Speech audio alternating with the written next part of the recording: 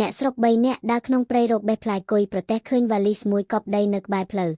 តើនៅក្នុងវ៉ាលីសមានរបស់អីទៅនឹងដែលគេយកទៅប្លង់ចោលពុតធូឲ្យ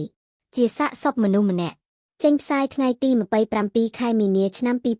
2025ខេត្តកោះកុងអ្នកដើរបេះគុយមិនបានចាប់អារម្មណ៍ទៅលើវ៉ាលីសនោះភ្លាមទេហើយក៏ចេះតែនាំគ្នាដើររកបេះផ្លែផល្លារហូតដល់វេលាម៉ោងប្រមាណ7យប់ថ្ងៃដដែលទើបនាំគ្នាយកដំណឹងនេះទៅរាយការណ៍ប្រាប់សមត្ថកិច្ចកងរាជអាវុធហត្ថដែលមានមូលដ្ឋានប្រចាំការនៅទីនោះដើម្បីទៅពិនិត្យមើលឲ្យដឹងការពិតថា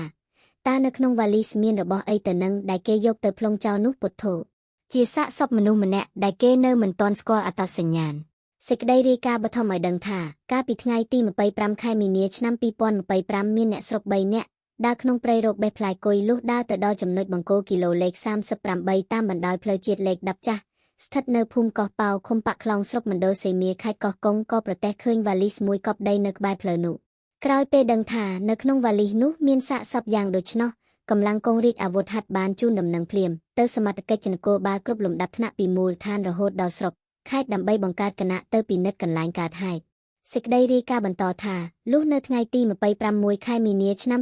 2025គេបានឃើញកម្លាំងអធិការដ្ឋាននគរបាលស្រុកមណ្ឌលសីមាសហការជាមួយការិយាល័យនគរបាលជំនាញព្រហ្មទណ្ឌកម្រិតធ្ងន់និងការិយាល័យបច្ចេកទេសវិទ្យាសាស្ត្រនិងគ្រូពេទ្យខេត្តកម្លាំងកងរាជអាវុធហត្ថខេត្តដោយមានបទបញ្ជាដឹកនាំពីលោកឧត្តមសេនីយ៍តូស្នងការនៃស្នងការដ្ឋាននគរបាលខេត្តកោះកុងក្រោមការសម្របសម្រួលពីស្ថាប័នឯកឲ្យការអំសាលាដំបងខេត្តបានចុះទៅពិនិត្យវ៉ាលីសនោះក៏ឃើញមានសាកសពមនុស្សស្លាប់ពិតប្រាកដមែន